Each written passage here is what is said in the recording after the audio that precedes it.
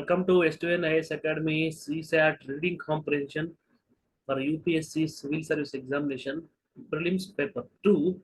This is the second class of Reading Comprehension. In this class, we are going to discuss about the keywords. The keywords which are playing important role like assumptions and inferences and cracks of the reading comprehension. So we are going to discuss about what kind of keywords are there. Some of the keywords, not all keywords. 3-4 keywords I am going to discuss about and the application in reading comprehension. So inference, as name itself saying that inference is a conclusion that has been reached by a way of evidence and reasoning. Their aspirants, inference nothing but evidence plus reasoning is called inference. So in evidence part, evidence means factual data, means the years, the technical terms, or the person's names, abbreviations. These things are called factual data. So evidence is nothing but factual data which is there in the reading comprehension. And in reasoning section, analysis processing of the factual data. In simple terms, suppose in one particular reading comprehension which is dealing about history, they are giving you some dates like 1947 August 15th we got independence, and 1950 January 26th India became a republic country.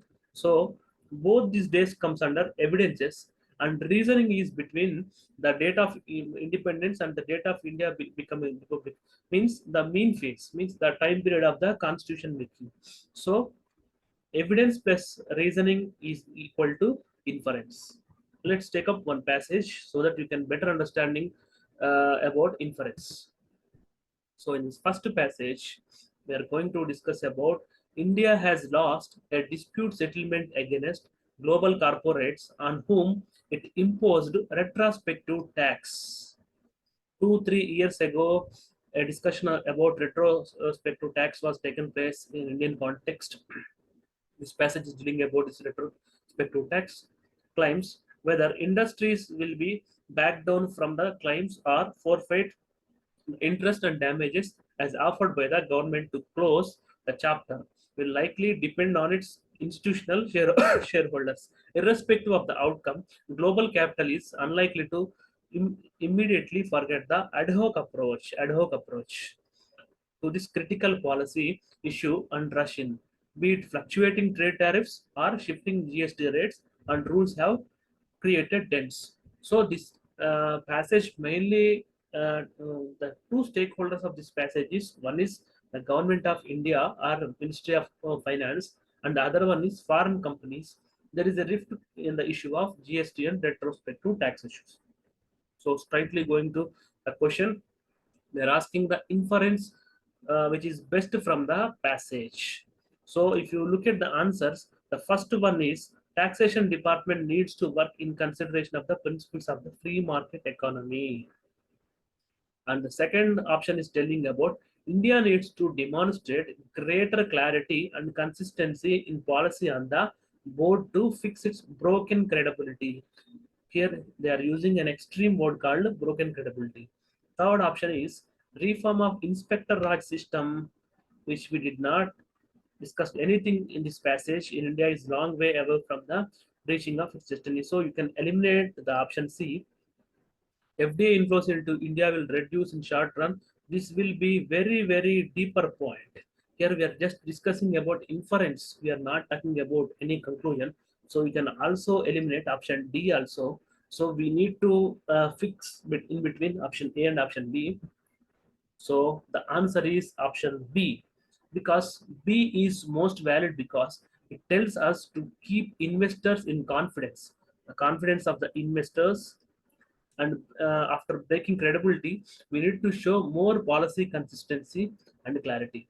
A is not most important, and passage is not centrally about the capitalism. So of course, it's dealing about industrialists from abroad and their rift with the Indian government with respect to GST and retrospective tax. It's indirectly dealing about capitalism, but it's not. It is not a clear evidence from the passage. I already said D is fair fetched inference. It's very deeper. It's a long-term consequence. So we cannot put it as an inference. So the option is B. Let's look at the B again. India needs to demonstrate greater clarity and consistency in policy across the board to fix the broken credibility. If you see the passage again, here we can see the words like ad hoc mechanism, which is telling about a temporary adjustment, fluctuating. This is also telling about some temporariness.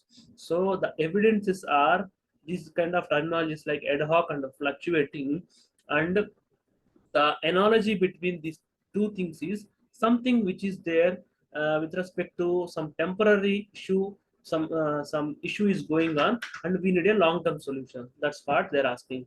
So the inference is evidence plus analogy is equal to inference. So whenever you are going to answer the questions related to inference, you need to see key terms or years or acts or sections in the passage. You need to synchronize those keywords or evidences within the passage. You need to find out one single idea. So in this passage, that one single idea is temporary provisions which is creating rift in the business field. This is about passage number 1. So correct answer is answer B. So the second keyword is assumption. As I quoted, it is an unstated premise which cannot be logically derived from any existing information. So it is an unstated premise. Unstated premise means it is not directly mentioned in the passage. So it cannot stand on its own. So whenever a question is coming from assumption, these exact lines you will not find from the passage because it is a unstated premise. Assumptions are generally given to present to give us some new information.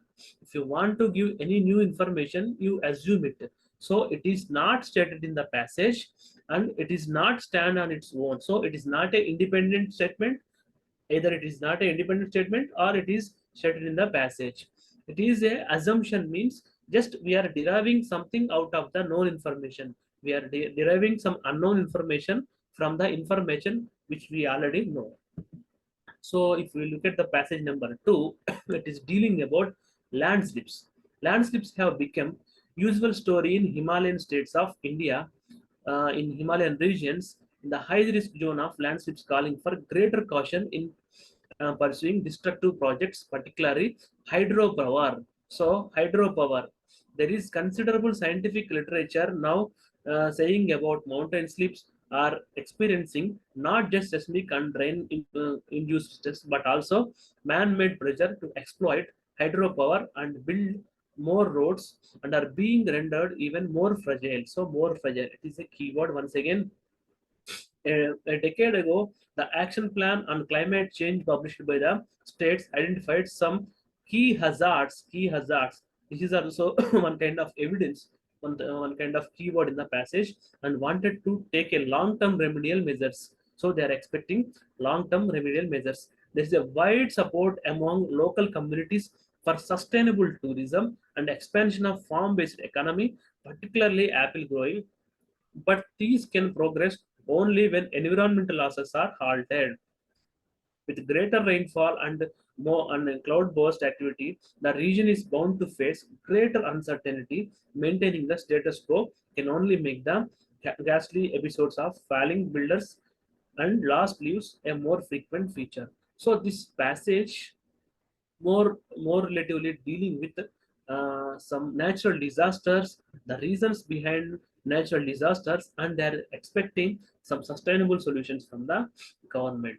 So the main idea of this passage is landslips, a natural disaster called landslips, and they are expecting some sustainable solution from the government.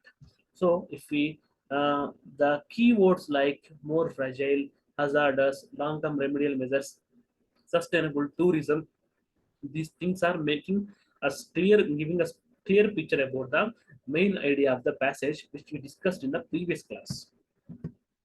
So on the basis of the above passage, following assumptions have been made. First assumption is a developmental model that does not disturb nature is best suitable for this region. So here we can see a word like sustainable tourism. In sustainable, whenever we see any word like sustainable, it will not harm anyone else. So they're also asking expansion of farm-based economy, greater uncertainty. They want some certainty, greater uncertainty is there in the current situation, and they are expecting some certainty. So a development model that does not disturb nature is best suited for the region. We can draw this kind of assumption from this passage. Localities should be educated for job opportunities in other regions or overseas. So this statement not at all overseas education, localities, etc., not at all mentioned in this passage. Even this line also directly not mentioned in the passage. We are just assuming out of the lines present in the passage. So in this passage, you can see the words like sustainable tourism, expansion of farm-based economy, greater uncertainty, hazard, seismicity, landslips, these kind of risk zone, these kind of more technical words are there. But in assumption, a developmental world that does not disturb nature is best suitable for this region. This is a very, very generic statement, but this statement was derived out of the a more specific information in the passage, and in this passage there is no discussion about job opportunities in the overseas. So you can eliminate it too. So you can eliminate option B, you can eliminate option C, and you can eliminate D also. So the answer become A.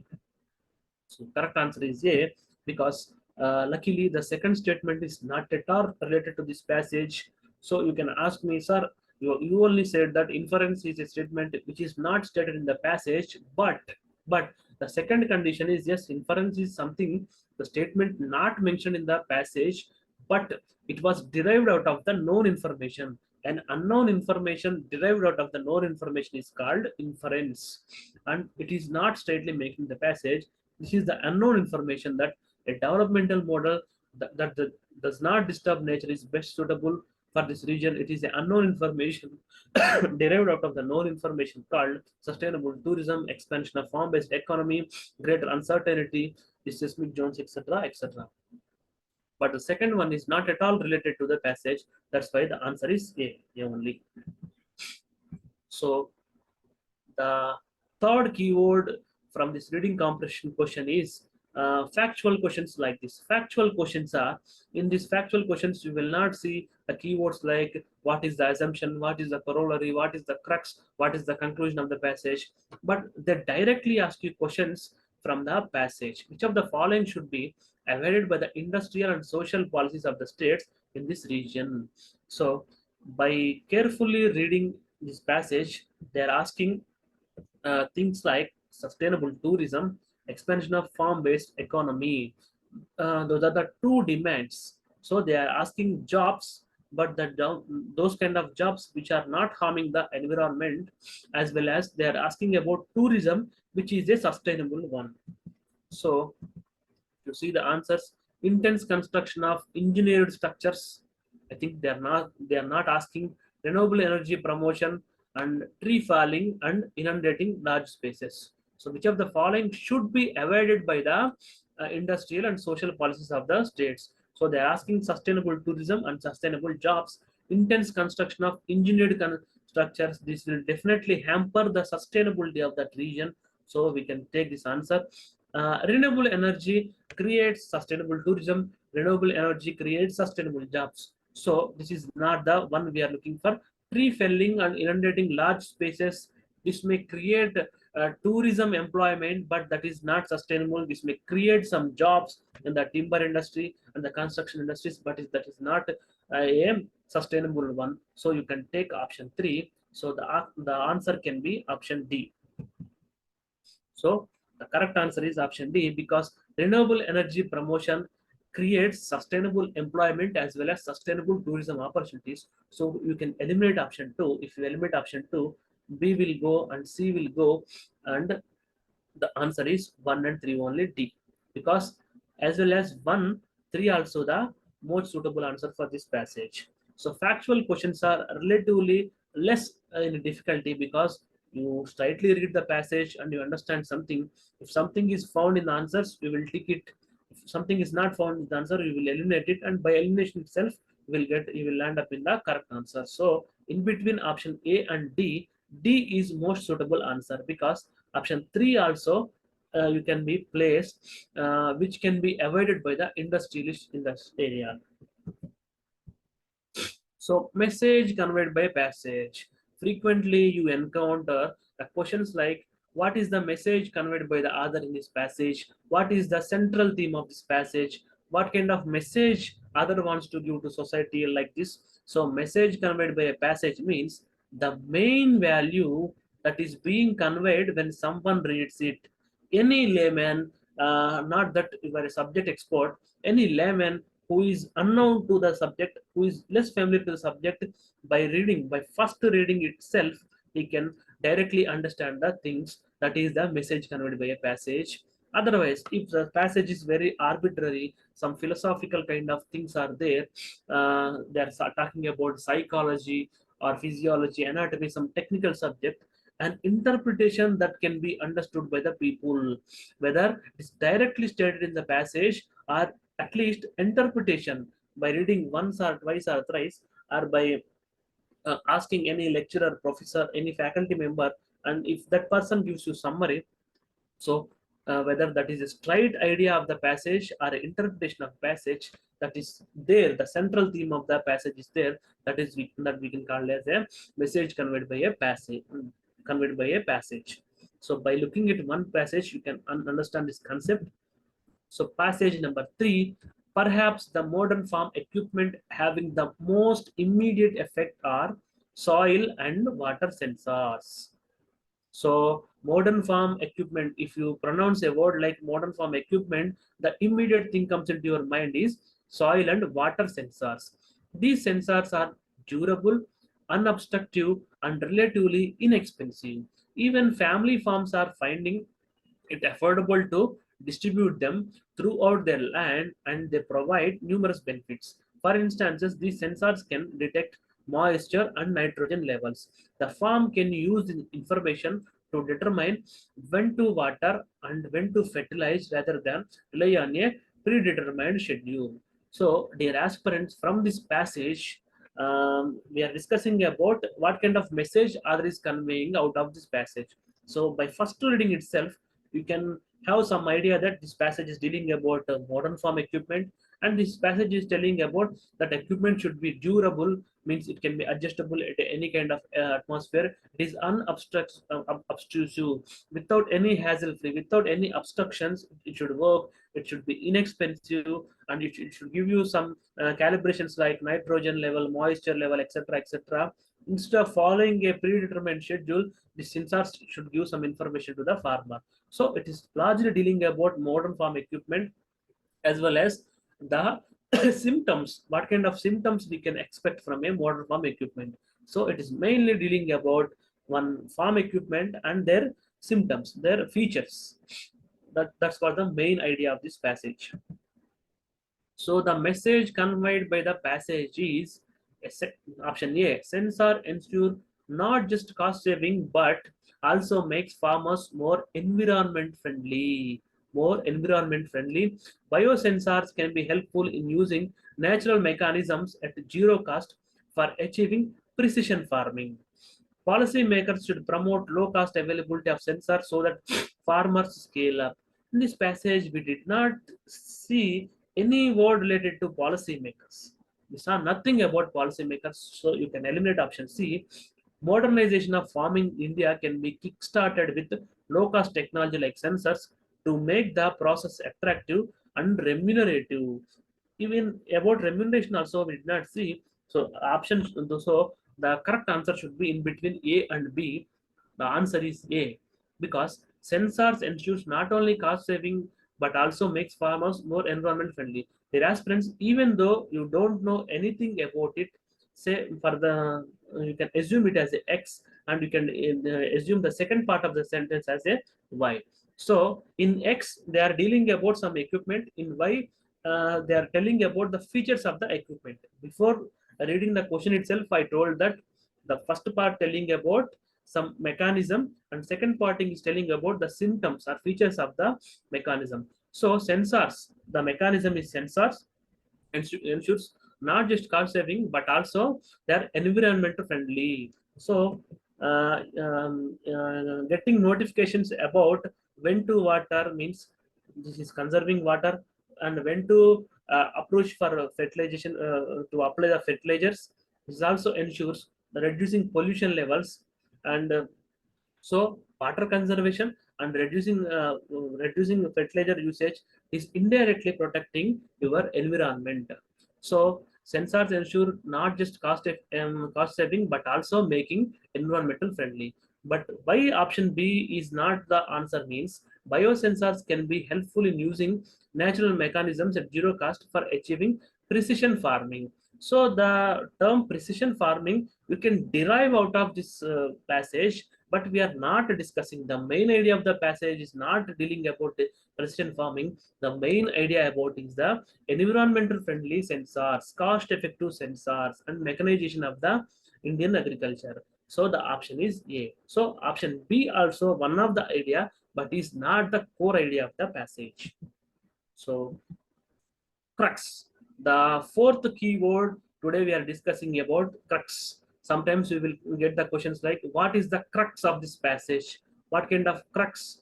The other is telling what is the critical message out of the passage? What is the critical inference? What is the critical assumptions? What is the critical message? What is the crux out of the passage? So the crux means crux is the main point or essence of the passage that has been explicitly stated by the other. So in assumption, you derive unknown information out of known information.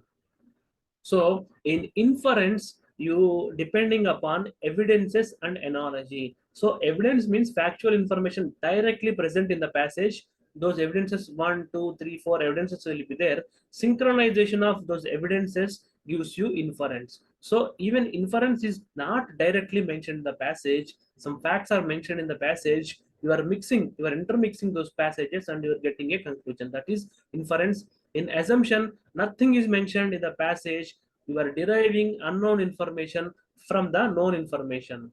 So the main idea of the passage means a blunt reading, a blunt formal, a blunt informal first reading gives you main idea of the passage, and factual questions are direct statements mentioned in the passage.